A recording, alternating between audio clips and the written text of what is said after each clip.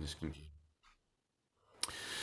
Right. What's been going on? Has anyone got a story or a question or an insight? Anything new this week?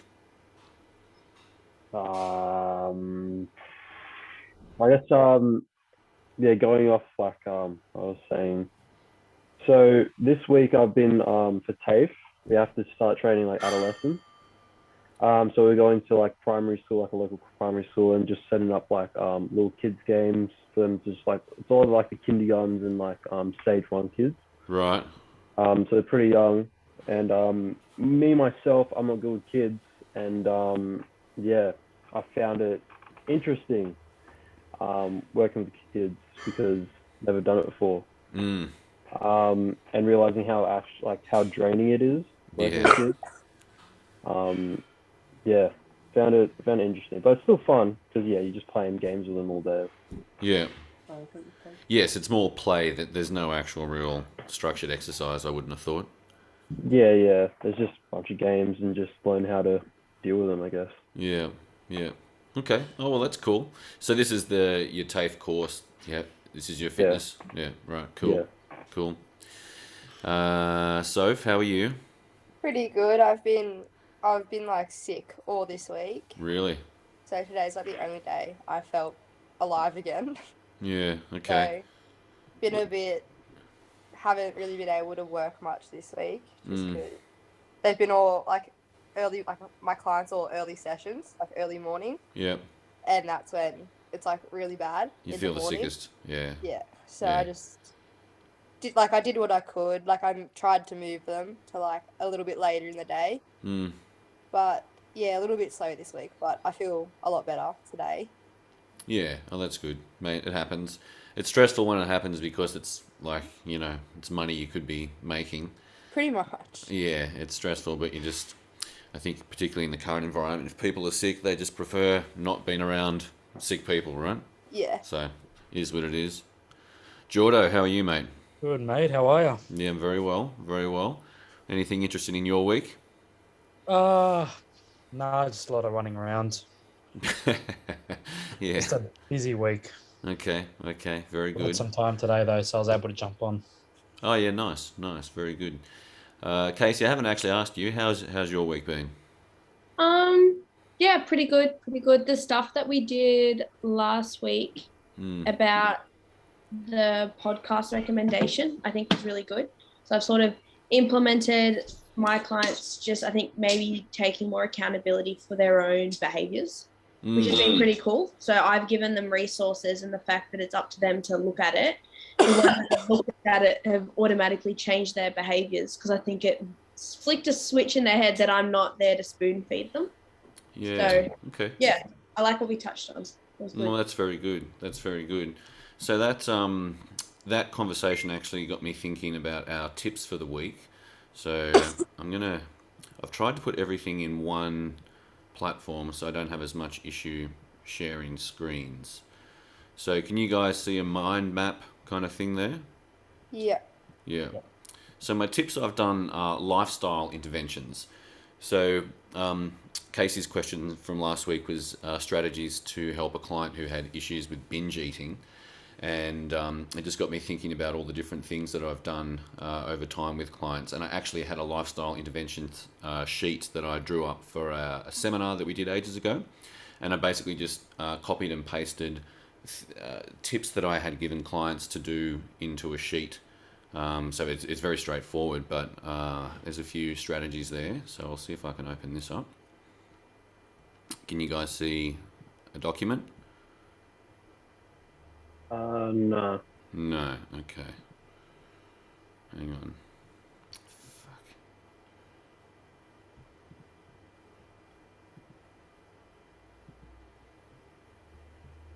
All right. What can you see now? Just you. Just Yeah. me.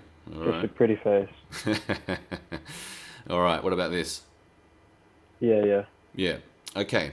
So when I do an initial consult with someone, I'll like what I did with you, Josh, when we did the daily existence checklist and went through what time do you get up, what time's the first meal, what do you do the next, blah, blah, blah, blah, blah. I go through that process, and I will look at how their day is structured and try and give them a few tips and strategies to enhance parts of their day where they might fall off track or lose momentum. And obviously starting the day well is good. So I try and get a morning process in there if I can.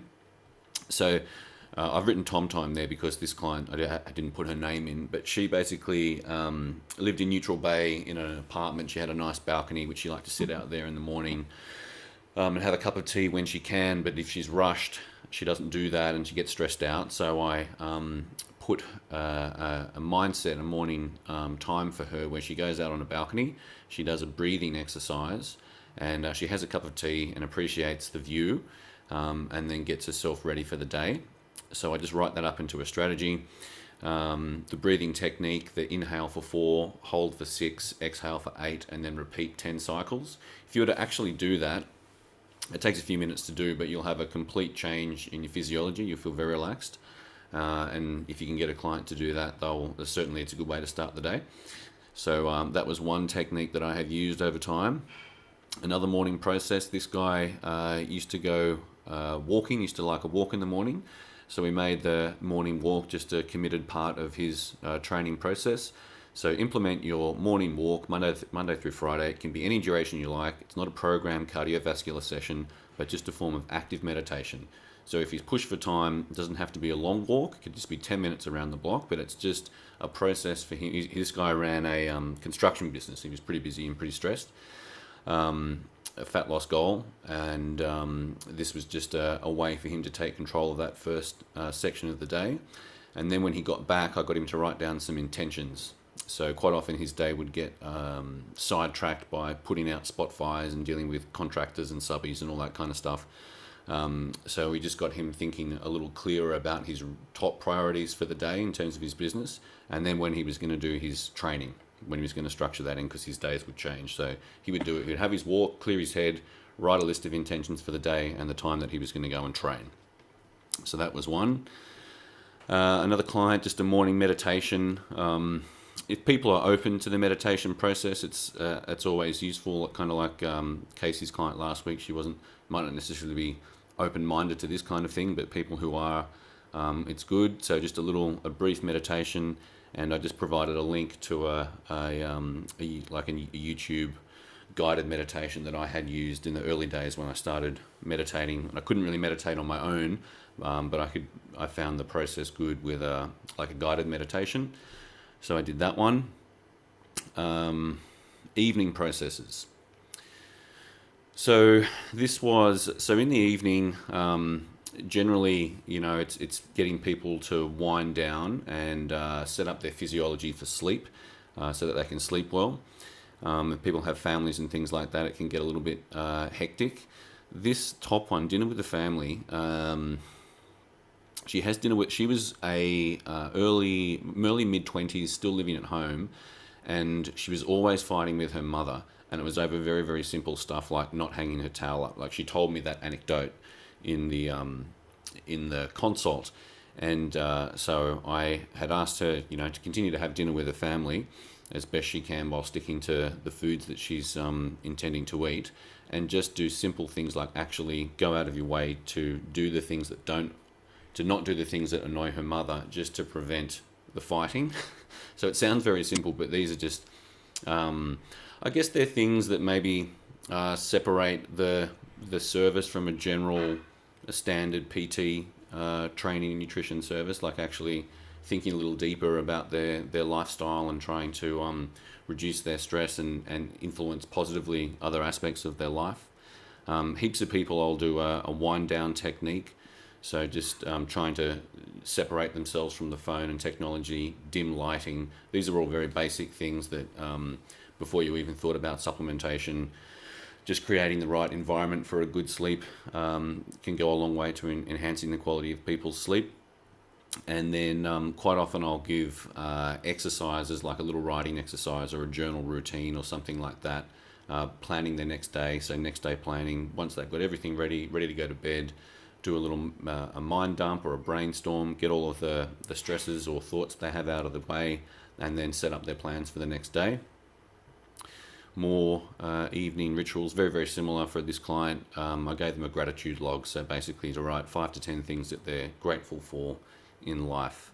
And the concept there, Charles Poliquin was the first person who told me about this, and the concept is that you program your subconscious mind with things that you're grateful for, so that when you actually you carry that psychological process into the sleeping realm, and you sleep better and longer and wake up more positive.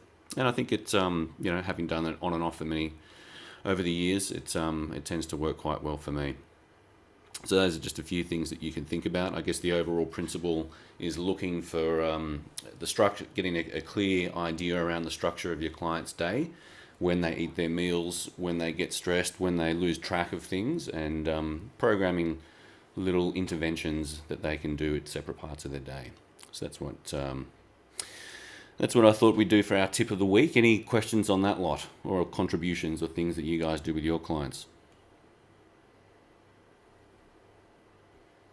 No. No. Yeah, no dramas. I think we throw them their food plan, nutrition plan, Yeah. and I think that's at the start is enough. Yeah, good point. Good This point. is like the more retention clients, I feel, where you build up. Yeah, absolutely. I generally give different tips throughout the journey. I try not to overload too much at the start. So I Yes. give like the basic stuff at the start, and then I just notice things and introduce things throughout as needed. Yep. Good call. Yeah, I used to the initial document that I used to send out to clients was quite long. Like I'd have everything, like all the bullet points, all the foods, everything, and I definitely found that people wouldn't consume all that information. So now I try and restrict anything I do to just one page, and then I record an audio message, like an audio overview of the basically talking through what's on the plan and talking about the overall rationale. And I actually find that people listen to the thing more than they read the thing. Plus, it saves me having to write more. So yes, good points. Excellent. All right, let's go to males versus females. Okay. Stop share. Share screen. Share. Right, can you guys see the mind map again? Yeah. Okay. So, males versus females. This can get super detailed, and so I wanted to try and avoid doing that at all costs. So I've tried to keep it as simple as I possibly can. So to start with, clearly there's a lot of physiological differences between males and females. So the basic physiology, if I was to keep it super minimal and super relevant to what we actually do, everything that's different about males and females, from the menstrual cycle and hormone levels and all that kind of stuff, if you follow it all back to the very source of what separates a male and a female, it is the chromosomes. So female XX, male XY, and that is the DNA blueprint that controls the sex of the organism. So there's also an XXY, and it can get a little murky, but yeah, female XX, male XY, at that very base level of genetics. When you boil it all back, that's the difference. We don't really need to think about that or know too much about it, but I just thought I would put that there as the starting point. And then two things that are, I guess, more relative to what we do in terms of enhancing people's body composition. We've got body fat and skeletal muscle. So in terms of body fat, it's pretty similar between males and females in terms of what fat is and how it actually works. The primary difference is distribution. So females have a higher percentage and more fat cells in the lower body, generally speaking, and males less body fat overall. So this is a body fat distribution that you would obviously, well, you guys would be aware and would have observed over time. It's just nice to know that some of those anecdotes. So when you have that female client that wants to lose weight from the hips and thighs, you can explain that it's, fat loss is what fat loss is. There needs to be a deficit in place, and it's typically the first place you put fat on is going to be the last place that it comes off, and genetics largely determines the rate of fat loss and where that occurs in the body. So it is what it is. So I like to always be clear around the reality of what that fat loss process is. And then for males, it's more the midsection. So it's more the around the abs and the visceral fat actually inside the abdominal cavity and around the love handles and stuff like that. So same deal. Guys who want six packs, if they've got a bit of a gut and when they put fat on, that's the first place they notice their fat going. It's probably going to be the last place that it comes off, and they might have to get very, very lean before they actually get a six pack. Then there are other guys and females as well who just genetically have less fat there, and they can carry a six pack with more overall body fat. But there's just slight differences in the actual distribution of body fat between the sexes. The skeletal yes. Sorry. Yeah. With women, like being a bit higher with their body fat, is that to do with hormones? Probably a stupid question, but I just want to know. No, Is that's that to do with hormones? Yeah, it's to do. It is a byproduct of the hormones, which is related to the fact that a female is equipped to carry another human, to develop another human organism inside them, and so that they need a minimum amount of energy, stored energy, to actually support the process of giving birth, developing a child. So yes, which then has all the hormonal effects and everything involved with that. But yeah, that's exactly right. Okay. Yeah. In terms of the muscle, this is interesting because in untrained individuals, so men and women, there's not actually a lot of difference in the nature or the distribution of fiber types between males and females. It's when you actually start training that these differences start to occur. So so same fiber type distribution in untrained females and males. Then when you start training them, females convert more fiber into type 1 or the slower twitch fibers, and men tend to develop a higher percentage of type 2 fibers, which are the more fast twitch and more explosive fibers. There's large spectrums of muscle fiber types, which we don't really need to go into, but just in that general sense, type 1 and type 2. And there's different reasons for all of that, but like an interesting one is from an evolutionary perspective, females were involved, like the whole gathering of foods and things like that would require walking very long distances, probably carrying large amounts of food or heavy things long distances. So over time, the females evolved to, were selected. The qualities that were selected for by the environment were more endurance and the ability to do things sort of longer, lower, slower. Whereas men out doing the hunting or the primary fighting would be selected for to display explosiveness and strength and things like that. So I think the evolutionary perspective around all that's pretty interesting. But those are the main differences in terms of skeletal muscle. I was actually going to ask you about that, but you brought it up anyway. So obviously we know the muscle transcriptome, or the way the muscles are between males and females. Females, say if you get a male and a female relatively around the same training age, strength level, whatnot, what's your opinion on taking that into an exercise perspective?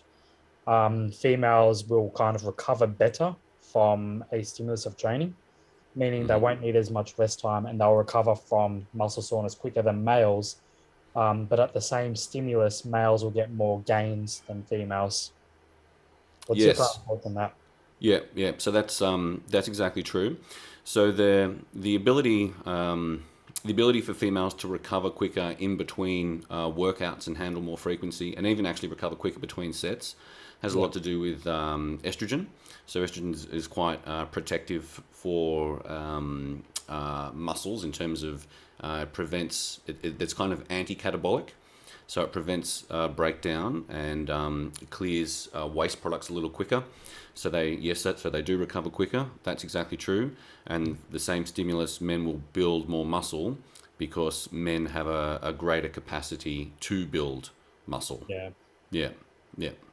Yeah. I've also, because I did study a little bit of this a few years ago. What's your thoughts on males, for example? Say you took a male and you just put him through a lot of cardio-based training, actually not becoming female, obviously, but switching to more that female kind of muscle transcriptome where they recover faster and they have more of those female-specific qualities, but the trade-off is losing some of those more male qualities. Yeah, I think from a Because I've cardio... seen studies to rebuke that, but also to support that. Yeah, I think it's well, first thing, genetics would play a role. Like some people just have a higher percentage of slow twitch fibers than fast twitch fibers anyway. Yeah. The more the stimulus that you do is going to force an adaptation of those fibers. So if you're doing more long distance work, then you'll obviously develop you'll adapt to doing longer distance work better because you're doing longer distance work. So it's an adaptation process. Yeah. But I also think it's like the frequency, volume, intensity thing. It's the same sort of principle. If you're training longer distance or more reps, whatever that paradigm is, inherently the intensity is low. And if intensity is low, then you can train with more volume and more frequency. So I think that's got a bit to do with it as well. Yeah.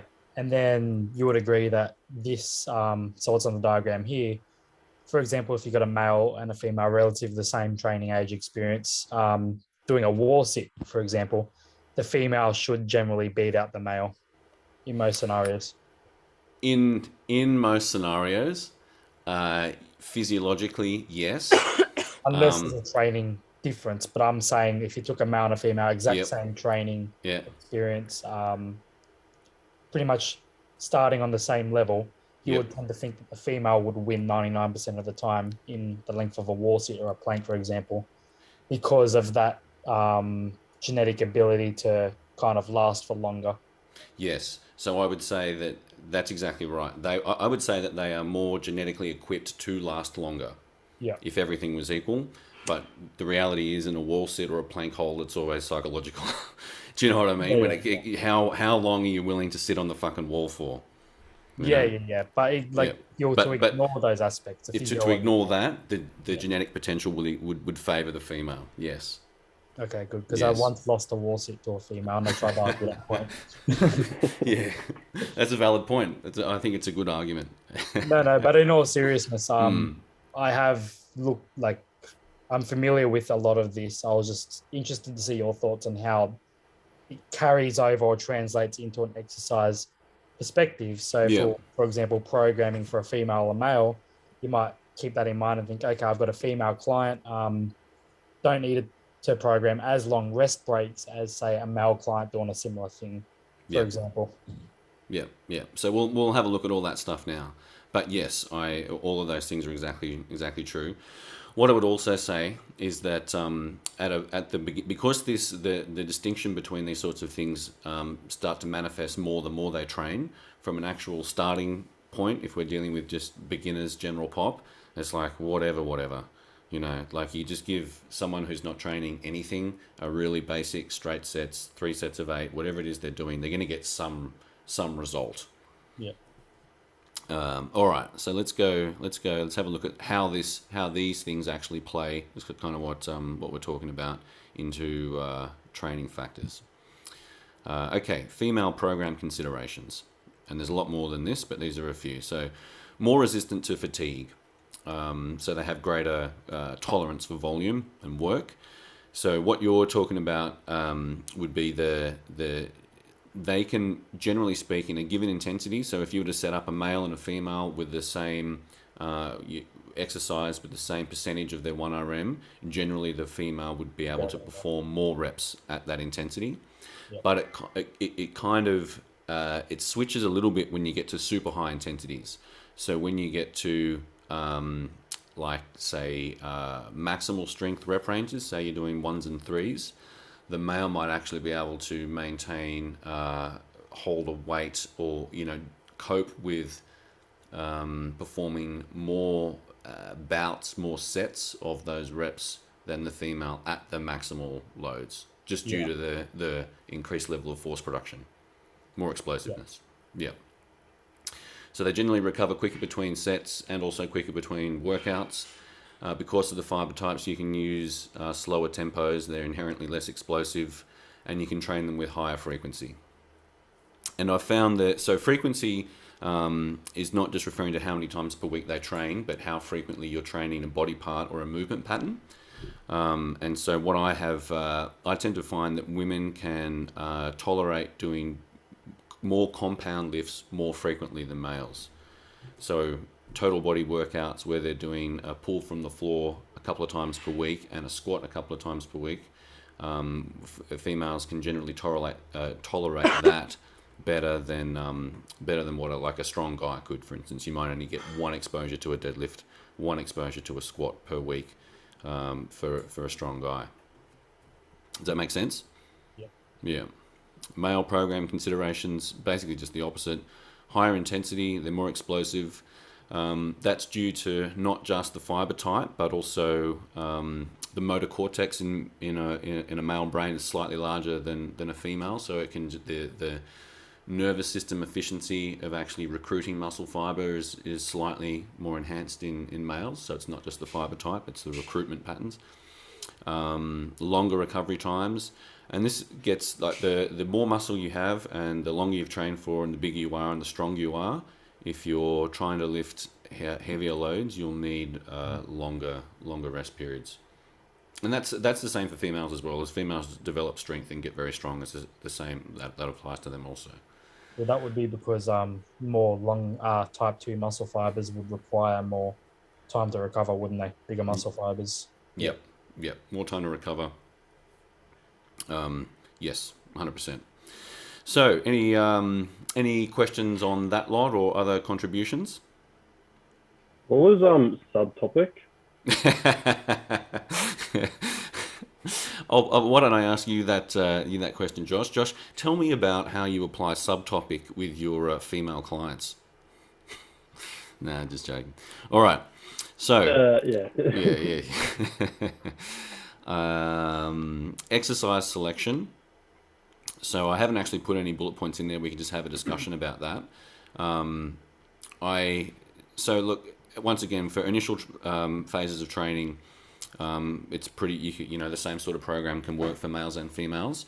Once you start to get a little deeper into things, generally I find that men want more muscle in their upper body and females want less muscle in their upper body. So due to that, I tend to select exercises or write a higher percentage of upper body exercises in male programs than female programs. And I very, very rarely write a pure upper body workout for a female.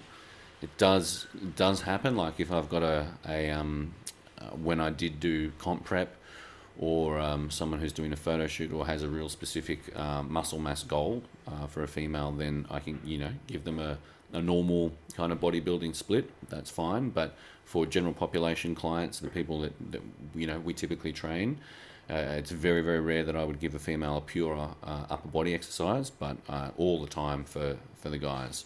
So my female training is typically more total body, more compound movements, more lower body overall, and the man would be more of as they sort of develop through phases, more of a body part split, and focusing more on the upper body. Yeah. Yeah. Any thoughts on exercise selection? No, that's all reasonably straightforward. The Tibito rule. So this is whenever I'm thinking about programming and if I'm getting sort of confused about getting too complicated with what I'm doing, or I'm thinking, I'm making things harder than they need to be in terms of any program design, but going into the weeds of male versus female and how I would do that. I think about a seminar that I did with Christian Tobito, where it was on psychological profiling and program design. And it was like you had this big psychological questionnaire that you would fill out, and it was like 30 pages. And then based off your psychological characteristics, some people who are like more aggressive, more A-type, fire type, do better with heavier weights. People who are, don't like as much change and don't like as much risk, like more reps and more sets. And so he had this whole sort of system based around that, which is pretty interesting, but I don't really apply it. But he did say one thing was that the biggest, the most important determining factor in the success of any training program is the psychological engagement of the client. So whenever I'm getting too complicated with programs, I think what will this person like? What do they enjoy?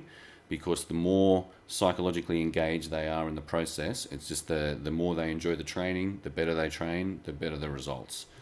So that's just a principle that I generally follow. Psychological engagement is like the first thing. I want people to be into what they're doing. And you will get robots, and it doesn't matter what they do, what they get, they're happy with anything. But generally speaking, a bit of thought in the programming as to what the person likes and giving them something cool, I think is good. Any comments on any of that? No, all good. Right. So I thought what we could do then is just have a look at a little case study. So phase 1. This is phase 1 female, phase 1 male, so doesn't need to be a different stimulus overall, because this is beginner. So it's the exact same template, exact same structure, or your basic structure, 2-day split. The female program is the one program that we've already sort of looked at, and then the male one, we haven't seen this one yet, so we'll do a quick refresher on the female program. Okay.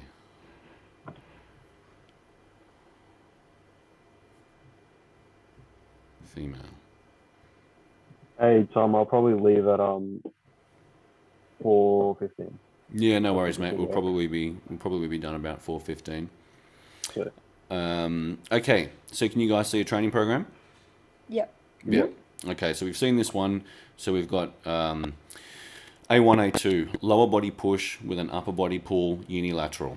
Then we go to the compounds, deadlift, pull from the floor, lower body pull, upper body press, dumbbell press. Then we've got the squat, the face pull, and then some abs at the end. So a total body workout.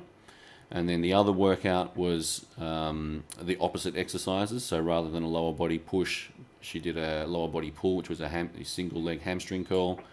The single arm row went to a single arm overhead press. The deadlift went to a goblet squat. The chest press went to a pull down. The squat, I think, was a Romanian deadlift. And then the face pull was went to a supported push up. And then the ab was a rotational ab rather than a stability ab. So that was the first program which we've looked at. So 2 workouts, total body, unilaterals at the top, compounds in the middle, opposing muscle groups and opposing pulling and pushing, but a general spread that everything is balanced out across both workouts. Does that make sense? We're all cool with that one. So then let's have a look at the male program. Hang on, I'm going to stop share. So sorry, did you say the abs at the bottom you had, day 1 was a stability and day 2 was a rotational? Yeah, so day 1 I think was a what was it? It was either, it might have been a lying leg. It was either a plank. No, a leg raise. Yeah. A leg raise, and I actually think it was meant to be a lying leg raise, and then the next phase was a hanging leg raise, and then the other day was a rotation. So it was a a wood chopper, cable wood chopper. Yeah. So same muscle group, different. Yeah. Correct. So Sorry. yeah, no, go. Would you, in instances, apply? So, for example, let's use the quad, where you might have a squat, and then you follow it up with a leg extension where you're shortening and lengthening the muscles. So Yes. so much at, like, for example, the lengthened portion, the shortened portion, and the mid portion, all in one workout, or would you make sure you get those in throughout the week, depending? You get them in throughout the week, but you could easily put them in the workout. So in the context of that workout, you could go split squat at the top, Yeah. deadlift in the middle, Yeah. and then you could do, rather than the heels elevated quad squat, that's when you could chuck in the leg extension. Yeah. Yeah. So with that girl who I wrote for, and generally speaking, I like to get, like, what you've said is exactly correct in terms of the exercise selection. But I like to get them squatting as much as I can and at full range. So I think there's actually more benefit spending more time initially going through a loaded full range squat. Yeah. But Yeah. either option is totally cool, for Okay. sure. Okay, so the mail program, I did the same. I could use exactly the same template to write the program up, but I've given him. Oh no, that's not it. Hang on. Stop share. Share. Mail one. Share. Okay. Oh fuck. What can you guys see? Is it the same program? Will, Squat, mid stance, heels elevated. All right. So you can see that and I can't. Hang on.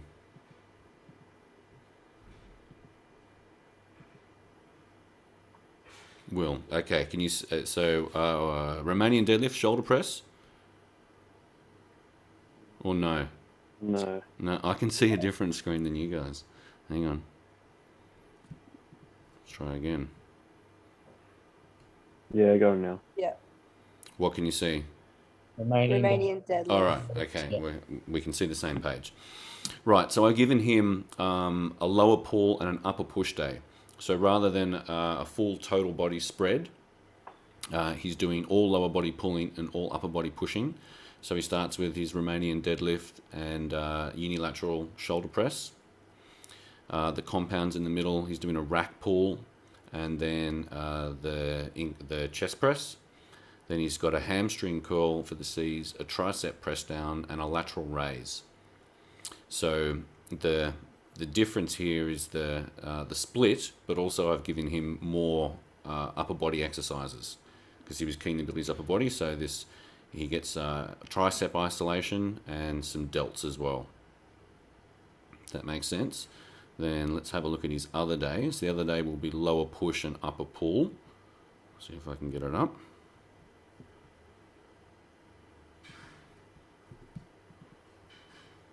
Just quickly, with like the shoulders, because obviously there's 3 parts to your shoulder. Mhm. When you do male programs in each session, if it's a shoulder day, are you hitting all 3?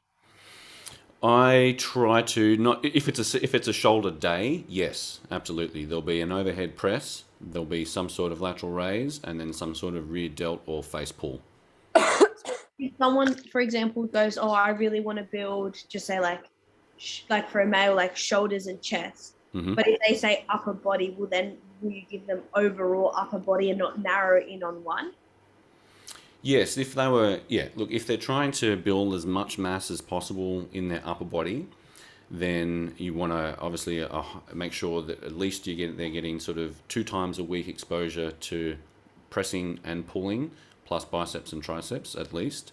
But yeah, I'd want them doing some decent amount of compound movements, and then exercise selection. biggest bang for buck. And also remember, for beginner clients and beginners to intermediate, I think the most benefit they will accrue is going to be developing strength. So the stronger they get over time, the more muscle mass they're going to have. Once you've built more mass, like if I wanted to develop my upper body more than what it is, then I'd probably go and see like a bodybuilding coach and get them to program specific upper body training, like hypertrophy specific stuff, where it might not be so focused on in higher intensity, but it would be more volume, more frequency. Not the kind of training that I would really want to do. But if that was my goal, once, because I'm at that advanced level, I've built pretty much all the muscle I'm going to build. So that's when you could start to focus on, the rear delt. Let's hit rear delts every day. If I wanted to build up that body part, or the biceps, I'll train biceps every day if I wanted to get my arms bigger. Yeah, it's like But- go simple, then as the client progresses, then go more complicated. Correct. Absolutely. So, no, this is not the workout. I'm gonna head off now. Righto, my man. Off to Take it work. easy. Good, All right, cheers for that. good questions. See you, mate. All right, see you guys. What page can you guys see? Still the Romanian deadlift shoulder press first? No, Split split squat. squat elevated. Okay, good. All right, I can't see that.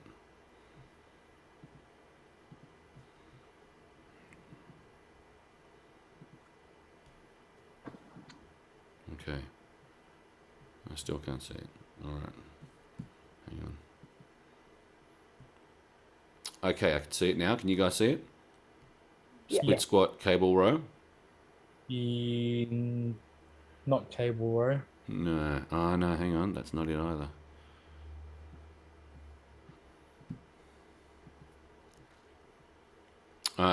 Squat, mid stance, bent over row, knee supported? Yeah. Yeah. Okay, great. Perfect. So this is his other day. So lower push, upper pull. So day one, he had the Romanian deadlift. Now he's got a heels elevated front dumbbell squat. He had the single arm overhead shoulder press. Now he's got a single arm bent over dumbbell row. His squat mobility wasn't very good, so I gave him split squats for his main lower body pushing exercise, because I thought he would get more bang for buck overall, spending more time doing more sets of split squats. And his compound pull, rather than the dumbbell press, which is compound press, he's doing just a pronated grip pull down. Face pull, bicep curl, and then an ab exercise. So he's basically got, compared to the female program, two more, a bicep and a tricep isolation exercise, a delt exercise, and one less ab exercise. So it's just a slight change in distribution of muscle types, or muscle groups and exercises.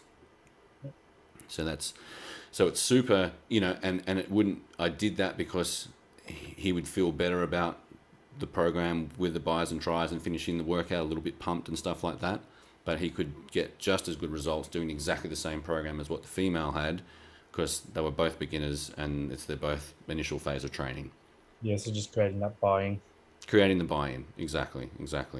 And then kind of what Casey was talking about, as time goes on and they get more advanced, then you specify things more and more around their goal.